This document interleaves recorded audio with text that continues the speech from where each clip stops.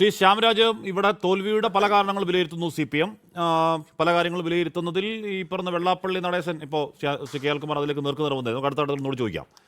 വെള്ളാപ്പള്ളി നടേശനെ ഈ രീതിയിൽ വെള്ളാപ്പള്ളി നടേശൻ കൊടിയ വർഗീയത പറഞ്ഞു. കൊടിയ വർഗീയത പറഞ്ഞതിനെ ആ രീതിയിൽ മുസ്ലിം വിരുദ്ധ പ്രസ്താവനകൾ നടത്തി. ആ രീതിയിൽ ചെറുക്കാൻ അല്ലെങ്കിൽ ആ രീതിയിൽ മറുപടി പറയേണ്ടവർ ഊക്കില്ല എന്ന് താഴെത്തട്ടിൽ അണികൾ പറയുന്നത്. MV ഗോവിന്ദൻ അങ്ങനെ തന്നെ പറയുന്നുണ്ട്. എല്ലാ കാര്യങ്ങളും ഈ പറയുന്ന സ്ഥാനാർത്ഥി നിർണ്ണയം അടക്കമുള്ള കാര്യങ്ങൾ, അവിടെ അയ്യപ്പ സംഗമം നടത്തിയ സർക്കാരാണെന്ന ഒരു പ്രതീതി ഉണ്ടായ കാര്യം, അവിടെ UP മുഖ്യമന്ത്രിയുടെ സന്ദേശം വായിച്ച കാര്യം, അതോടൊപ്പം തന്നെ 30 സീറ്റുകളിൽ നിങ്ങൾ വോട്ട് മറിച്ച് UDF കൊടുത്ത കാര്യം കൂടി CPM വിലയിരുത്തുന്നുണ്ട്. ശ്രീ ശ്യാമരാജ്, ഹാഷ്മി, ഇത് മറ്റേ പുതുയുഗം.com ആണോ അതെയോ പുതുന്യായീകരണം.com ആണ്? എനിക്കിതിനകത്ത് വളരെ രസകരമായിട്ട് തോന്നുന്നൊരു കാര്യം, ഈ 30 സീറ്റുകളിൽ വോട്ട് മറിച്ചു എന്നൊക്കെയാണ് ഇവർ അവകാശപ്പെടുന്നത്. ഞാനതിലോട്ട് വരാൻ കേട്ടോ. അതിനു മുമ്പ് ഇപ്പം നമ്മളെ പോലെയുള്ള ആളുകൾക്ക് കേരളത്തിലെ ഇടതുപക്ഷത്തിൻ്റെ പതനം എങ്ങനെയായിരുന്നു എന്ന് മനസ്സിലാക്കണമെങ്കിൽ പാഴൂർ പഠിപ്പുര വഴിയൊന്നും പോകേണ്ട ആവശ്യമൊന്നുമില്ല. തളിപ്പറമ്പിൽ മാത്രം കമ്മ്യൂണിസ്റ്റ് പാർട്ടി എങ്ങനെയാണ് തോറ്റതെന്ന് മാത്രം ചിന്തിച്ചാൽ മതിയെന്നേ.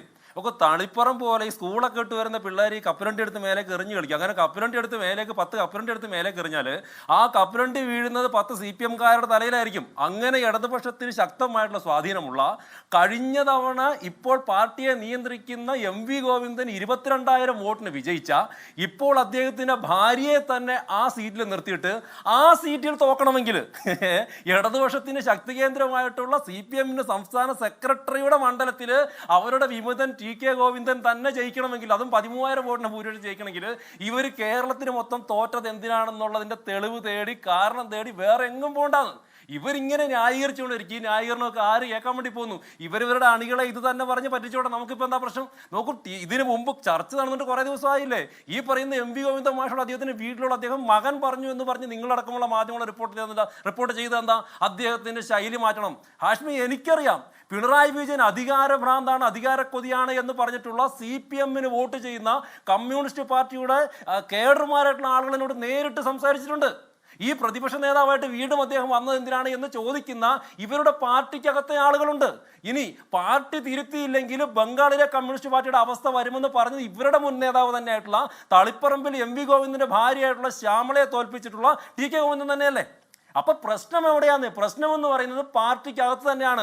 ഇവരുടെ ശൈലി, ഇവരുടെ രീതികൾ ജനങ്ങൾക്ക് ഇഷ്ടമില്ലാതെ പോയി. ഇവിടെ യോഗി ആദിത്യനാഥിന്റെ കത്ത് വായിച്ചിട്ടൊക്കെയാണ് ജനങ്ങൾ വോട്ട് ചെയ്യാന്നൊക്കെ പറയണമെങ്കിൽ, ചെയ്യാത്തതെന്നൊക്കെ പറയണമെങ്കിൽ ചില്ലറ ഉളപ്പൊന്നും വേണ്ട. എന്നെ പൊന്നലികുമാർ സാറേ, ഇതിനകത്ത് പ്രശ്നം എന്തറിയോ? ജനങ്ങൾ വോട്ട് ചെയ്യാത്ത നിങ്ങൾ ശബരിമലയിലെ സ്വർണം കാട്ടതുകൊണ്ടാ. ആഗോള അയ്യപ്പ സംഘം എന്നും പറഞ്ഞിട്ട് കോടികൾ അടിച്ചു മാറ്റിയുണ്ടാ. ശബരിമലയെ വികസിപ്പിക്കുമെന്നും പറഞ്ഞിട്ട് കുമരകത്തും കോട്ടയത്തും പോയിട്ട് റിസോർട്ട് എടുത്തിട്ട് ആളുകളെ താമസിപ്പിച്ചിട്ടുണ്ടെങ്കിൽ ജനങ്ങൾ ഇത് മനസ്സിലാക്കും.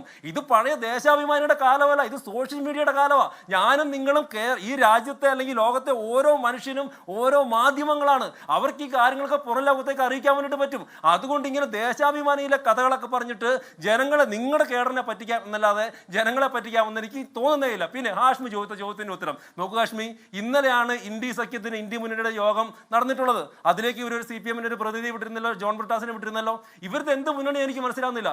കോൺഗ്രസ്സുകാരും പറയുന്നു മറ്റേ BJPയും CPM ഡീൽ എന്ന് പറയുന്നു, CPMകാരും പറയുന്നു BJPയും കോൺഗ്രസും ഡീൽ എന്ന് പറയുന്നു. പിന്നെ ഇതെന്ത് മുന്നണിയാന്നേ?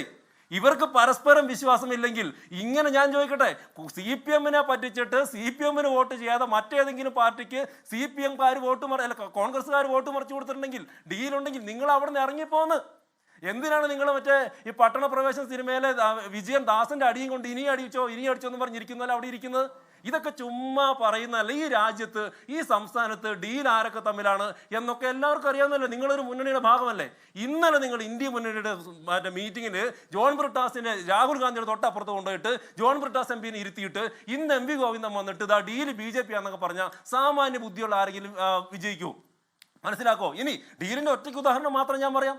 ഇവിടെ മഞ്ചേശ്വരത്ത് സംഭവിച്ചത്, മഞ്ചേശ്വരത്ത് ഇവർ ആദ്യം പ്രഖ്യാപിച്ച സ്ഥാനാർത്ഥി ആരായിരുന്നു? അവിടെ നിന്ന് മുസ്ലിം വോട്ട് ചോർന്നു പോകരുത് എന്ന് പറഞ്ഞുകൊണ്ട് KR ജയാനന്ദൻ എന്ന് പറയുന്ന ആളെ തന്നെ ഹിന്ദു വോട്ട് സ്പ്ലിറ്റ് ആക്കാൻ വേണ്ടിയിട്ട് ഇവർ മാറ്റി സ്ഥാനാർത്ഥിനെ മാറ്റിയിട്ടില്ലേ? നിങ്ങൾ കേരളത്തിലെ മാധ്യമങ്ങളൊക്കെ റിപ്പോർട്ട് ചെയ്തല്ലേ? അതാ എന്ത് ഡീലായിരുന്നത്? അപ്പൊ ഡീല് നടന്നിട്ടുള്ളത് കേരളത്തിലെ കമ്മ്യൂണിസ്റ്റ് പാർട്ടിയും കോൺഗ്രസ് പാർട്ടിയും തന്നെയാണ്. തോറ്റു കഴിഞ്ഞപ്പോൾ പല ന്യായീകരണങ്ങളും പറയാം. പിണറായി വിജയന്റെ ധാർഷ്ട്യം, അഴിമതി, കെടുകാര്യസ്ഥത, MV ഗോവിന്ദന്റെ ശൈലി, ഇതൊക്കെ ഇവരുടെ പാർട്ടിയുടെ അടിത്തട്ടിൽ തന്നെ ചർച്ച ചെയ്തല്ലേ? ഇതൊക്കെ ഞങ്ങൾ പറഞ്ഞാണോ, BJP പറഞ്ഞാണോ? പാർട്ടിയുടെ അടിത്തട്ടിൽ ഇവരുടെ കീഴ്ഘടകങ്ങൾ പറയുന്നു പിണറായി വിജയന്റെ ശൈലി ശരിയല്ല, MV ഗോവിന്ദന്റെ ശൈലി ശരിയല്ല. എൻ്റെ കാശ്മീർ ഒരു കാര്യം പറയാം, 1 ലക്ഷം കോടി രൂപ മുടക്കിയിട്ട് കേരളത്തിലൂടെ ഓടിക്കുന്നത് അങ്ങ് മറ്റേ ഷൊർണൂരിൽ നിന്ന് കൊച്ചിയിലേക്ക് അപ്പം വിൽക്കാനാന്ന് പറഞ്ഞാൽ ജനങ്ങൾ വോട്ട് ചെയ്യൂലെന്ന്. ഇത് MV ഗോവിന്ദനും ഈ CPM ആൾക്കാർ എന്ന് മനസ്സിലാക്കാനാണ്. അവിടെയാണ് പ്രശ്നം. ശബരിമലയിലെ സ്വർണം മൊത്തം എടുത്തിട്ട് അത് ദേവസ്വം ബോർഡിനാണ്, ദേവസ്വം പ്രസിഡന്റാന്ന് പറഞ്ഞാൽ ജനങ്ങൾ വോട്ട് ചെയ്യില്ലാന്ന്. ആഗോള അയ്യപ്പ സംഘം ഒന്നും പറഞ്ഞിട്ട് പറഞ്ഞിട്ട് അവിടുത്തെ പണം വരെ അടിച്ചു മാറ്റിയിട്ടുണ്ടെങ്കിൽ ജനങ്ങൾ വോട്ട് ചെയ്യില്ലാന്ന്. ഞാൻ ഇവിടെ ഹാഷ്മി, നമ്മൾ ഇവിടെ ഈ ഫ്ലോറിൽ തന്നെ ഇതിനു മുമ്പ് ചർച്ച ചെയ്ത്, ഞാൻ ഒരു സ്ഥാനാർത്ഥിയായിരുന്നു, മാനന്തവാടിയിലെ സ്ഥാനാർത്ഥിയായിരുന്നു. നമ്മൾ ഈ പറഞ്ഞ കാര്യമാണ്. ആ മാനന്തവാടിയിലെ അവസ്ഥ എന്താണ് ഞാൻ നിങ്ങളോട് പറഞ്ഞല്ലേ. ഞാൻ പോയപ്പോൾ മാനന്തവാടിയിൽ OR കേളു എന്ന് പറയുന്ന ഇവരുടെ പ്രമുഖനായിട്ടുള്ള നേതാവ് ജയിച്ച് ട്രൈബൽ SC/ST വകുപ്പ് കൈകാര്യം ചെയ്ത മന്ത്രിസഭയിൽ ഞാൻ അവിടെ പോയി കണ്ടപ്പോൾ കുടിക്കാനും കുളിക്കാനും വെള്ളമില്ലാതെ മുഖത്ത് ചെളിപുരണ്ട കുട്ടികളെ ഞാൻ കണ്ടു. തലയിൽ എണ്ണ തേക്കാതെ മൂടി ചെമ്പിച്ച കുട്ടികളെ ഞാൻ കണ്ടിട്ടാണ് വരുന്നത്. അപ്പോൾ അങ്ങനെ ഒരു ഭരണം നടത്തിയ ആളുകൾക്ക് ആര് വോട്ട് ചെയ്യാനാ? ജനം വോട്ട് ചെയ്യൂലെന്ന്. ഇത് നിങ്ങൾക്ക് വേണേ തിരിച്ചറിഞ്ഞാൽ മതി. നിങ്ങളിങ്ങനെ ന്യായീകരണം കൊണ്ട് നടന്ന് ഞങ്ങൾക്ക് എന്താ? നിങ്ങളിങ്ങനെ ന്യായീകരണം കൊണ്ട് നടക്കണം എന്ന് തന്നെയാണ് ലാസ്റ്റ് ഒറ്റ പൊന്നു കാശ്മീർ. ഇനി വെള്ളാപ്പള്ളി നടേശന്റെ കാര്യം ഇവർ പറഞ്ഞു. ഇന്ന് ശ്രീ P ജയരാജൻ പറഞ്ഞു അദ്ദേഹം വെള്ളാപ്പള്ളി നടേശൻ 2 വള്ളത്തിൽ കാലി ചവിട്ടുന്നു പറഞ്ഞു. ഇത് നേരത്തെ ഇവർക്ക് അറിയില്ലായിരുന്നു.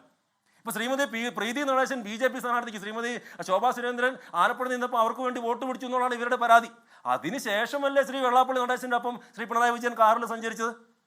പിന്നെ ഇവരുടെ നവോത്ഥാന സമിതിയുടെ തലവനായിട്ട് അതിന്റെ ഹെഡായിട്ട് ശ്രീ വെള്ളാപ്പള്ളി നടേശനെ വെക്കുകയും അതേ സമയത്ത് തന്നെ തുഷാർ വെള്ളാപ്പള്ളി BDJSന്റെ സംസ്ഥാന പ്രസിഡന്റ് ആവുകയും ചെയ്തു എന്ന് ഇവർ ഇപ്പൊ പറയുമ്പോൾ ഈ ഇലക്ഷന് മുമ്പ് അറിയില്ലായിരുന്നു.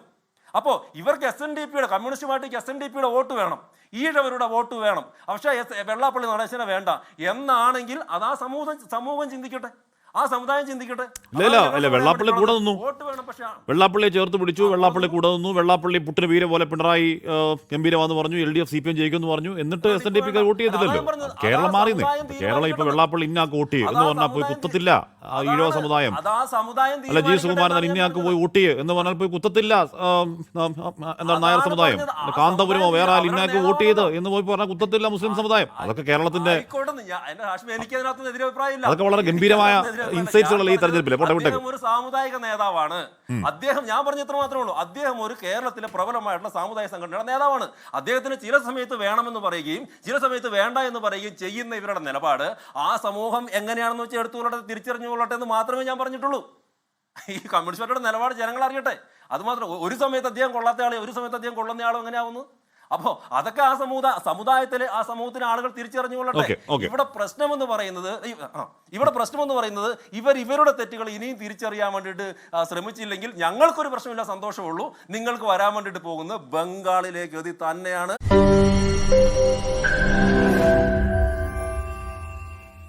ലോകത്തെവിടെയായാലും ഏത് സമയത്തും 24 വാർത്തകളും ഓഗ്മെന്റഡ് റിയാലിറ്റി പാക്കേജുകളും എക്സ്പ്ലെയിനറുകളും വിശദമായി കാണാൻ ഞങ്ങളുടെ YouTube ചാനൽ നിങ്ങൾക്ക് സബ്സ്ക്രൈബ് ചെയ്യാം.